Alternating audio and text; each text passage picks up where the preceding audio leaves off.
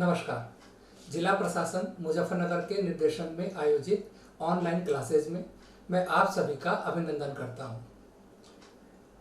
आज की विषय चर्चा आरंभ करने से पूर्व मैं आप सभी से एक विनम्र अपील करना चाहता हूं कि आप सभी लॉकडाउन के नियमों का पूर्ण रूप से पालन करें, अनावश्यक बाहर ना निकलें। यदि आपको बाहर निकलना भी पड़ता है तब आप मास्क का यूज अवश्य करें। आप सोशल डिस्टेंसिंग के नियमों का पूर्ण पालन करें। आप अपने मोबाइल में प्ले स्टोर पर जाकर आरोग्य सेतु ऐप अवश्य डाउनलोड कर लें।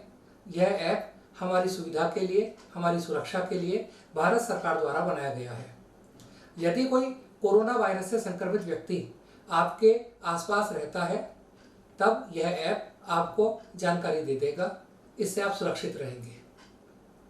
मैं doctor Vikas Kumar, principal Sanatan Dharma inter college Mirapur, district Muzaffarnagar, आज आपको कक्षा 10 में भौतिक विज्ञान विषय के प्रथम अध्याय प्रकाश का परावर्तन व अपवर्तन के बारे में कुछ बताऊंगा। आज मैं आपसे प्रकाश का परावर्तन क्या है और गोलीय दर्पण के बारे में चर्चा करूंगा।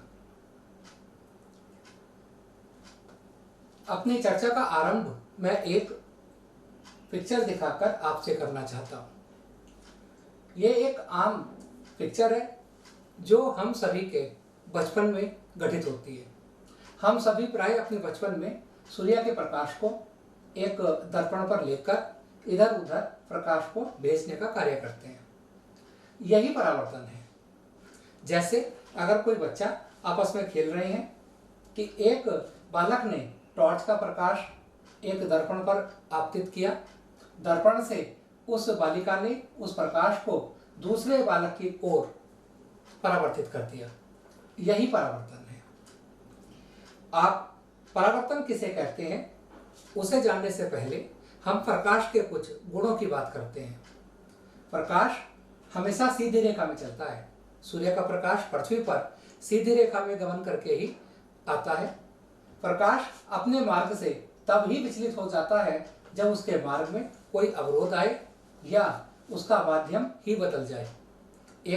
अगर आप एक बाल्टी लें, उस बाल्टी में पानी भर लें और आधा पानी भरने के बाद उसमें टॉर्च से आप वो प्रकाश आपतित करें, तब आप देखेंगे कि प्रकाश का मार्ग थोड़ा विचलित हो जाएगा। प्रकाश को गमन के लिए किसी माध्यम की आवश्यकता नहीं होती। इसका सबसे बड़ा एग्जाम्पल है कि जब सूर्य का प्रकाश पृथ्वी पर आता है तब उसे वायुमंडल में बहुत से माध्यमों से होकर गुजरना पड़ता है। कुछ जगह ऐसी भी होती हैं कि जहां कोई माध्यम नहीं रहता है और प्रकाश उस ऐसी जगह को भी पार कर जाता है, जबकि ध्वनि को गमन के लिए हमेशा माध्यम की आवश्यकता होती है। यदि चंद्रमा पर विस्फोट हो जाए तब क्या वह पृथ्वी पर सुनाई देगा? कभी सुनाई नहीं देगा, क्योंकि ध्वनि को गमन के लिए माध्यम की आवश्यकता होती है। प्रकाश को गमन के लिए माध्यम की आवश्यकता नहीं होती है। प्रकाश की चाल, निर्वात में प्रकाश की चाल 3 × 10⁸ मीटर प्रति सेकंड होती है और किसी भी वस्तु की चाल प्रकाश की चाल से अधिक नहीं हो सकती है। आज का जैसे मेरा विषय है प्रकाश का परावर्तन। जब भी कोई प्रकाश किरण किसी पृष्ठ पर आपतित होती है तब वह पृष्ठ उस प्रकाश के कुछ भाग को उसी माध्यम में वापस लौटा देता है जिस माध्यम से वह प्रकाश आता है, और इस घटना को प्रकाश का परावर्तन कहा जाता है। XY एक समतल पृष्ठ है और इस समतल पृष्ठ का ऊपर वाला भाग चमकदार है, इस पर पॉलिश हुआ है और यह परावर्तक पृष्ठ है। अर्थात यह एक ऐसा पृष्ठ है कि जिस पर यदि प्रकाश आपतित होता है तब वह प्रकाश वापस उसी माध्यम में जा सकता है। इस पृष्ठ पर हम एक प्रकाश किरण AO आपतित करते हैं। बिंदु O पर यह प्रकाश गिर रहा है और बिंदु O को हम आपतन बिंदु कहते हैं। बिंदु O से इस पृष्ठ पर हम एक अभिलंब खींचते हैं और ON को आपतन बिंदु पर अभिलंब कहा जाता है। जैसे ही प्रकाश किरण बिंदु O पर आपतित होती है, यह पृष्ठ उस प्रकाश किरण को OB दिशा में परावर्तित कर देता है। OB को परावर्तित किरण कहा जाता है।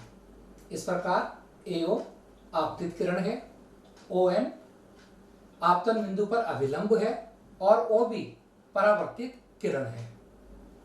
आपतित किरण और आपतन बिंदु पर खींचे गए अभिलंब के बीच जो कोण बनता है उसे आपतन कोण कहते हैं। आपतन कोण को अंग्रेजी में इंसिडेंस एंगल कहा जाता है। इंसिडेंस का पहला लेटर I है, इस कारण हम आपतन कोण को I से व्यक्त करते हैं।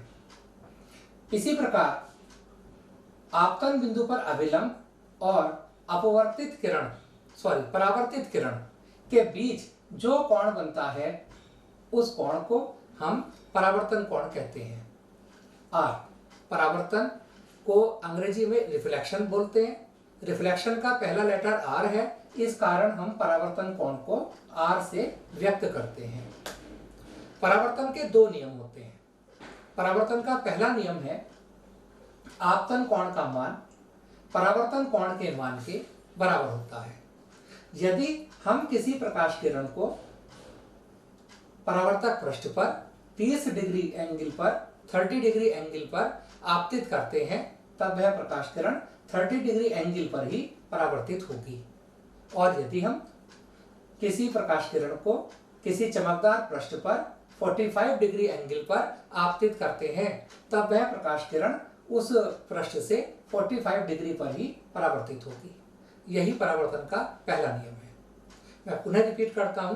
परावर्तन का पहला नियम है कि जब कोई प्रकाश किरण किसी पारदर्शी माध्यम पर आपतित होती है, तब वह परावर्तित हो जाती है और आपतन कोण का मान परावर्तन कोण के मान के बराबर होता है।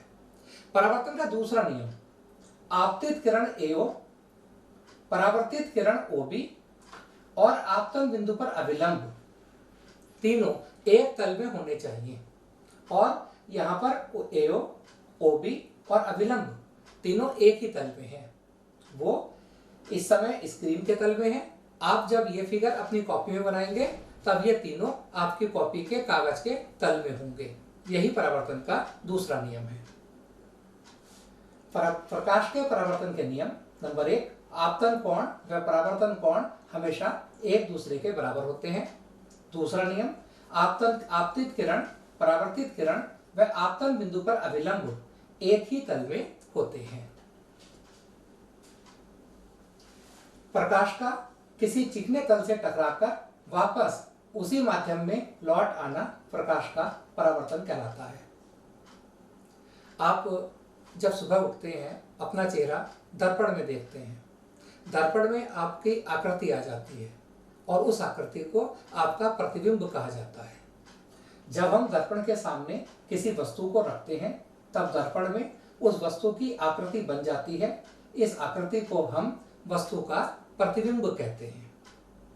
जैसे ये लड़की अपने आप को दर्पण में देख रही है और दर्पण में इस बिटिया का प्रतिबिंब बन रहा है।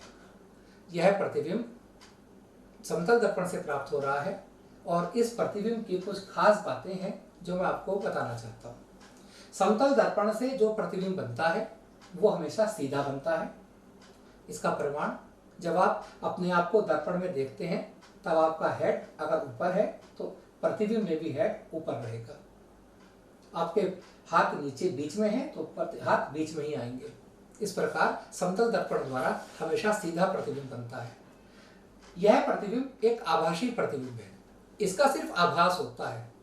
इस प्रतिबिंब को हम देख सकते हैं।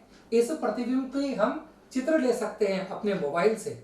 बहुत से लोग ऐसा करते भी हैं कि अपने आप को दर्पण के साथ रखते हैं और मोबाइल आगे किया, अपना सेल्फी ली और अपने दो फेस एक साथ आ जाते हैं। परंतु इस चित्र को हम पर्दे पर प्राप्त नहीं कर सकते हैं। इस प्रकार यह एक आभासी प्रतिबिंब होता है। तीसरी विशेषता होती है समतल दर्पण से बने प्रतिबिंब की। पहली विशेषता आभासी होता है, सीधा होता है, इरेक्ट, उत्क्रम होता है। उत्क्रम मीन्स अगर आप दर्पण के सामने खड़े होकर अपने दाएं हाथ को मूवमेंट करेंगे तो आपको आभास होगा कि आपकी जो आकृति दर्पण में बन रही है उसका बायां हाथ हिलेगा। इसका अर्थ है कि वो दोनों प्रतिबिंब, आपकी आकृति और आप स्वयं, एक दूसरे के उत्क्रम हैं। दूसरी ओर समान दूरी पर बनता है। जब आप दर्पण के सामने खड़े होते हैं तब आपका प्रतिबिंब दर्पण पर ठीक उतनी ही दूरी पर बनता आपको प्रतीत होगा जितनी दूरी पर आप दर्पण से आगे खड़े हैं। अगर आप 20 सेंटीमीटर दूर दर्पण के आगे खड़े हैं तब आपको प्रतिबिंब भी 20 सेंटीमीटर दूर ही बनता प्रतीत होगा। इन्वर्टेड का एक एग्जाम्पल, जैसे ये व्यक्ति अपने आप को दर्पण में देख रहा है। दर्पण में देखते समय अगर ये अपना दायां हाथ को मूवमेंट में लाता है तो दर्पण में जो प्रतिबिंब बना उसका बायां हाथ हिलेगा। इस प्रकार हम कह सकते हैं कि समतल दर्पण से जो प्रतिबिंब बनता है वो सीधा बनता है, वो प्रतिबिंब आभासी होता है, वह प्रतिबिंब उत्क्रम बनता है और वह प्रतिबिंब दर्पण से उतनी ही दूरी पर बनता है जितनी दूरी पर दर्पण से वस्तु होती है।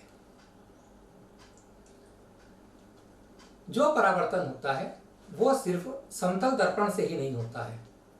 दर्पण वक्राकार भी हो सकता है, वक्र के आकार का भी हो सकता है और वक्रीय दर्पण के लिए भी परावर्तन के वो सभी नियम होते हैं जो समतल दर्पण के लिए परावर्तन के नियम थे।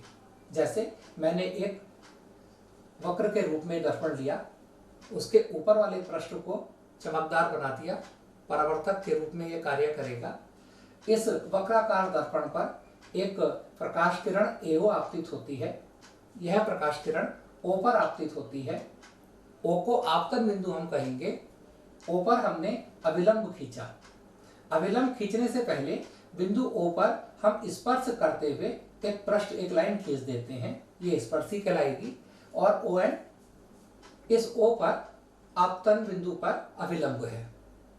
यह प्रकाश किरण जितने कोण पर आपतन बिंदु पर आपतित होगी उतने ही कोण पर यह प्रकाश किरण उसी माध्यम में वापस लौट आएगी। इस प्रकार आई आपतन कोण होगा, आर परावर्तन कोण होगा और यहाँ भी परावर्तन के दोनों नियमों का पूर्ण पालन होगा। पहला नियम, आपतन कोण का मान परावर्तन कोण के मान के बराबर होगा। दूसरा नियम, आपतित किरण एओ परावर्तित किरण ओ बी और आपतन बिंदु ओ पर अभिलंब ओ एन तीनों एक ही तल में होंगे। पूरी समरी आप इस फिगर को अपनी नोटबुक पर जरूर बनाएं। नीचे एक समतल दर्पण, आपतित किरण, परावर्तित किरण, आपतन कोण, परावर्तन कोण और आपतन कोण बराबर परावर्तन कोण। पूरे पार्ट की एक समरी आपके सामने आ जाएगी। कोई चिकना पृष्ठ जिस पर कलई करके परावर्तक बना दिया गया हो दर्पण कहलाता है। ये आप देखिए, ये एक दर्पण है। इस दर्पण पर एक तरफ हमने पॉलिश करके उसे ब्लॉक कर दिया और दूसरी तरफ पॉलिश करके एक चमकदार बना दिया गया। ये एक दर्पण है। जब इस समतल दर्पण पर प्रकाश आपतित करते हैं तब ये उसी माध्यम में वापस लौट जाता है।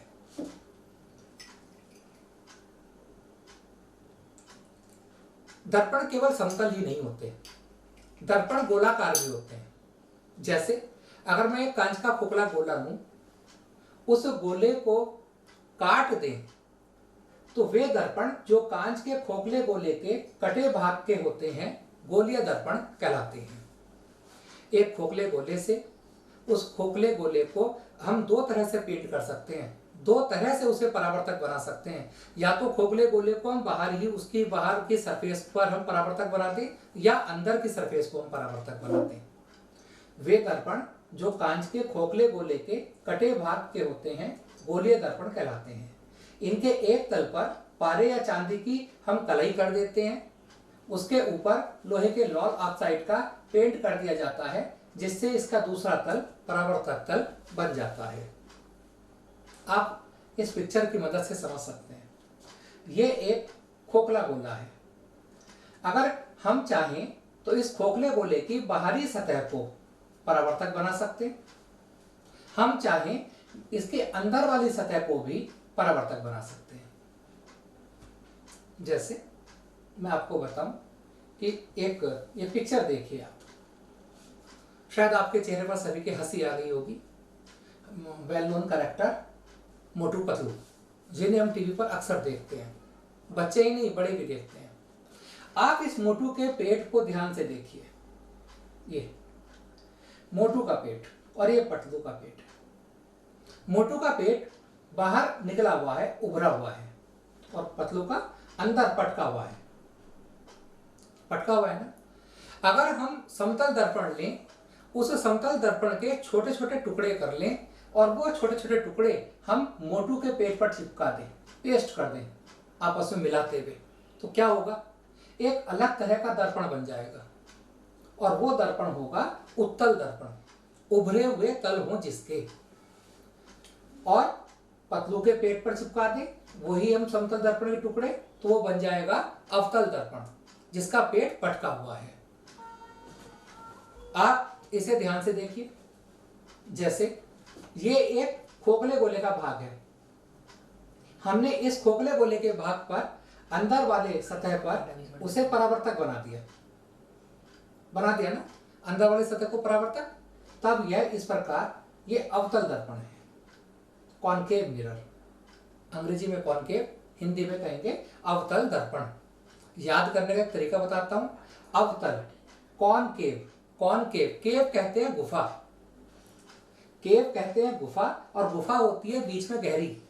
इस प्रकार ये बीच में गहरा है, याद रहेगा कॉनकेव अवतल दर्पण है। और अवतल दर्पण ऐसा जैसे पतलू का पेट, जैसे पतलू के पेट पर आपने समतल दर्पण धीरे के टुकड़े चिपका दिए हों और अवतल दर्पण बन जाएगा। कॉन्वेक्स मिरर, उभरा हुआ तल हो जिसका, और इसका बाहर वाली जो सतह है वो परावर्तक होगी, उभरी भी होगी, ये उत्तल दर्पण है। अंग्रेजी में कहते हैं कॉन्वेक्स मिरर। गोलीय दर्पण दो प्रकार के होते हैं, जैसा कि अब तक के डिस्कशन में आप समझ गए होंगे। अवतल दर्पण, वे गोलीय दर्पण जिनमें उभरे हुए तल पर पॉलिश होती है तथा परावर्तन अंदर की ओर दबी हुई सतह से होता है, अवतल दर्पण कहलाते हैं। परावर्तन दबी हुई सतह से जिन दर्पण में होता है। एग्जाम्पल देख लीजिए। ये एक दर्पण का टुकड़ा है, इस दर्पण के टुकड़े को हमने अंदर वाली सतह को परावर्तक बना दिया। जब इस पर बाईं ओर से प्रकाश गिरेगा तब यह प्रकाश दर्पण पर आपतित होगा और परावर्तित हो जाएगा। यह इस प्रकार एक अवतल दर्पण है। उत्तल दर्पण, वह दर्पण जिनमें दबे हुए तल पर पॉलिश होती है तथा परावर्तन बाहर वाली ऊपरी सतह से होता है, उत्तल दर्पण कहलाते हैं। जैसे ये एक दर्पण है, मैंने बताया था जैसे मोटू का पेट हो। इस दर्पण पर ये उभरा हुआ जो तल है ये परावर्तक तल है। जब इस तल पर प्रकाश आपतित होता है, ये प्रकाश आपतित हुआ तो ये इससे टकराएगा और परावर्तित होकर वापस उसी माध्यम में आ जाएगा, और यही परावर्तन है। जैसे थोड़ा सा बात आगे बढ़ाते हैं दर्पण की। एक खोखला गोला है, उस खोखले गोले को हमने इतने हिस्से को काट दिया, केवल ये M से लेकर M' तक, इस हिस्से को काट दिया। आप समझ गए होंगे ये बाहर वाला हिस्सा परावर्तक है, और आप ये भी समझ गए होंगे कि इसे देखकर आपको मोटू की याद आ रही है या पतलू की। निश्चित रूप से आपको मोटू की याद आ रही होगी, और ये उत्तल दर्पण है। इस आर्क MM' का जो मध्य बिंदु होगा P, इस P को दर्पण का ध्रुव कहा जाता है। चूंकि ये आर्क किसी गोले का एक भाग है, तब उस गोले का एक केंद्र भी जरूर होगा। जैसे इस गोले को हमने बनाया है तो हमने एक प्रोटेक्टर की सहायता से सी पर, ये इसका सेंटर है, इससे इसे खींचा गया है पूरे स्फीयर को, और उसी स्फीयर का ये भाग है। यानी कोई भी दर्पण जिस खोखले गोले का भाग होता है, उस दर्पण का वक्ता केंद्र उस गोले का केंद्र होता है। अर्थात कोई गोलीय दर्पण जिस गोले से बना होता है, उस गोले के केंद्र को ही उस दर्पण का वक्रता केंद्र हम कहते हैं। वक्रता केंद्र C हुआ, ध्रुव P हुआ। ध्रुव और वक्रता केंद्र के बीच की अगर हम मिला दें आपस में इन्हें और एक रेखा खींच दें सीधी, तब इस रेखा को हम प्रिंसिपल अक्ष, मुख्य अक्ष कहते हैं। ध्रुव और वक्रता केंद्र के बीच की दूरी को हम दर्पण की वक्रता त्रिज्या R कहते हैं। मैं आपको शुरू से रिपीट कर देता हूँ। कोई भी दर्पण हो वो किसी न किसी खोखले गोले का, कोई भी गोलीय दर्पण हो वो किसी न किसी खोखले गोले का एक भाग होता है।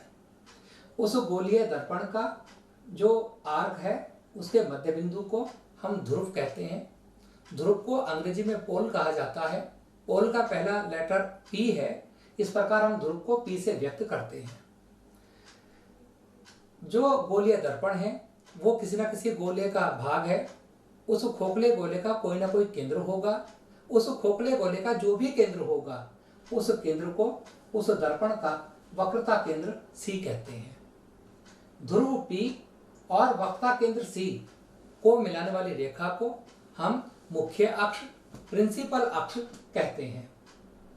ध्रुव पी और वक्रता केंद्र के बीच की दूरी को हम दर्पण की वक्रता त्रिज्या आर कहते हैं। एक डेफिनेशन और आ जाती है दर्पण से संबंधित फोकस की। जैसे ये एक दर्पण है, आप पहचान गए कौन सा दर्पण? ये एक अवतल दर्पण है क्योंकि ये पतलू का पेट है, मोटू का नहीं। जब इस दर्पण पर हम मुख्य अक्ष के समानांतर प्रकाश किरणें आपतित करते हैं तब यह ऐसा लगता है कि यह दर्पण पर गिरने के बाद किसी एक बिंदु पर मिल जाती है। ऐसा लगता नहीं, ऐसा होता ही है कि जब हम किसी दर्पण पर इस प्रकार की प्रकाश किरणें आपतित करते हैं कि वो प्रकाश किरणें मुख्य अक्ष के समानांतर हों, तब वे किरणें दर्पण से परावर्तित होकर किसी एक बिंदु पर मिल जाती हैं और उस बिंदु को हम फोकस बिंदु कहते हैं। ऐसा बच्चे करते भी हैं बचपन में। सूर्य के प्रकाश को दर्पण, अवतल दर्पण पर आपतित करते हैं और अवतल दर्पण पर आपतित करने के बाद उस प्रकाश को अपने पास रखे कागज के टुकड़े पर डालते हैं। सूर्य का प्रकाश और उस दर्पण की सहायता से उस कागज के टुकड़े को जला देता है। ऐसा बच्चे, आपने भी अक्सर ऐसा किया होगा। उस दर्पण को कागज पर जब प्रकाश गिराते हैं तो दर्पण को धीरे धीरे पीछे ले जाते हैं और एक ऐसा बिंदु फोकस कर देते हैं, एडजस्ट कर देते हैं कि सारा प्रकाश एक बिंदु पर फोकस हो जाए और उस कागज में आग लग जाए। ऐसा आपने नहीं किया तो करके देखिए। उस बिंदु से, जो एक बारीक बिंदु आपने सूर्य के प्रकाश से बना दिया, उस बिंदु से दर्पण तक की दूरी उस दर्पण की फोकस दूरी कहलाती है। उसे आप माप सकते हैं। ये एक मुख्य बिंदु होता है फोकस। जैसे आजकल हमारी सरकार का, उत्तर प्रदेश सरकार, हमारा जिला प्रशासन का एक ही फोकस है, लॉकडाउन, कि लॉकडाउन को जन सफल बनाएं, कोरोना वायरस से अपनी जनता को हम कैसे बचाएं। उस फोकस पर, वही एक हमारा एकमात्र फोकस है। इस प्रकार मैं अपनी बात पर लौटता हूं कि जब किसी दर्पण पर मुख्य अक्ष के समानांतर प्रकाश किरणें आपतित होती हैं तब वो प्रकाश किरणें दर्पण से परावर्तित होकर किसी एक बिंदु पर जाकर मिलती हैं और उस बिंदु को फोकस कहा जाता है। फोकस और ध्रुव के बीच की जो दूरी होती है वह दूरी उस दर्पण की फोकस दूरी कही जाती है। इस प्रकार जब किसी गोलीय दर्पण पर मुख्य अक्ष के समानांतर प्रकाश किरणें आपतित की जाती हैं तब पाया जाता है कि ये प्रकाश किरणें परावर्तन के पश्चात मुख्य अक्ष के किसी बिंदु पर मिलती हैं या मिलती भी प्रतीत होती हैं। मैंने यहाँ एक शब्द और जोड़ दिया, या तो मिलती हैं या मिलती भी प्रतीत होती हैं। तब उस बिंदु को दर्पण का मुख्य फोकस कहते हैं। अब ये मिलती भी प्रतीत का क्या मतलब हुआ?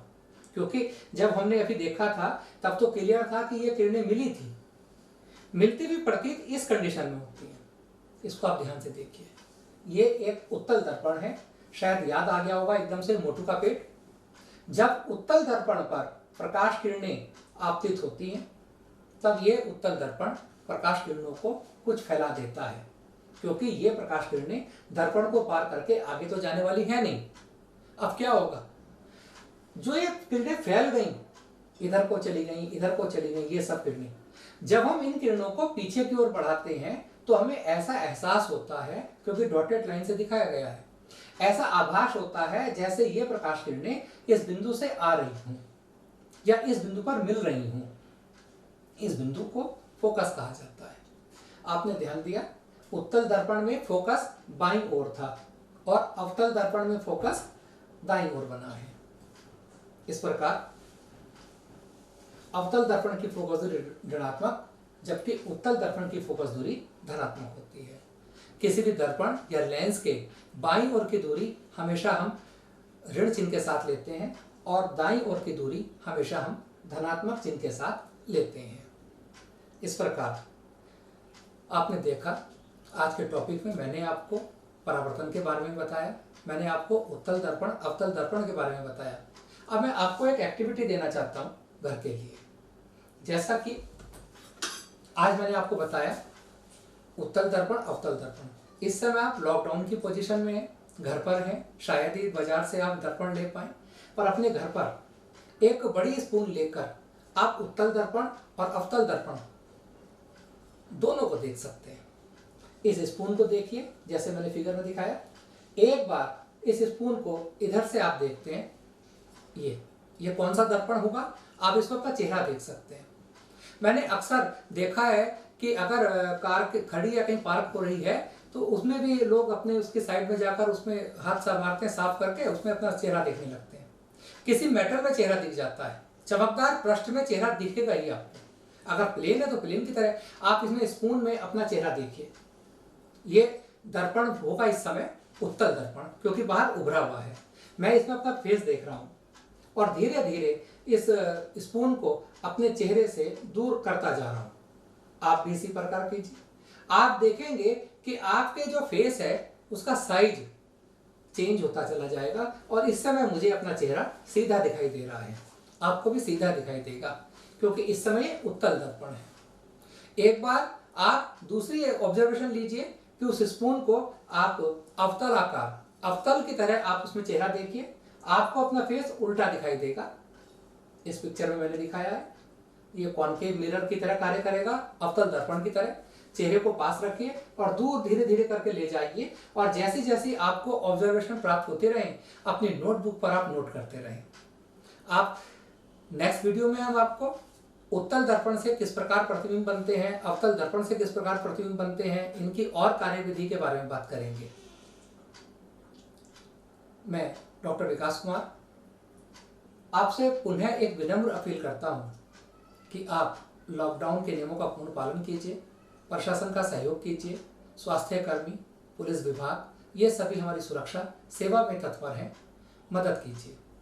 बहुत जल्दी ही ऐसी स्थिति आएगी कि कोरोना हारेगा, हम जीतेंगे, हमारा उत्तर प्रदेश जीतेगा। बहुत बहुत धन्यवाद।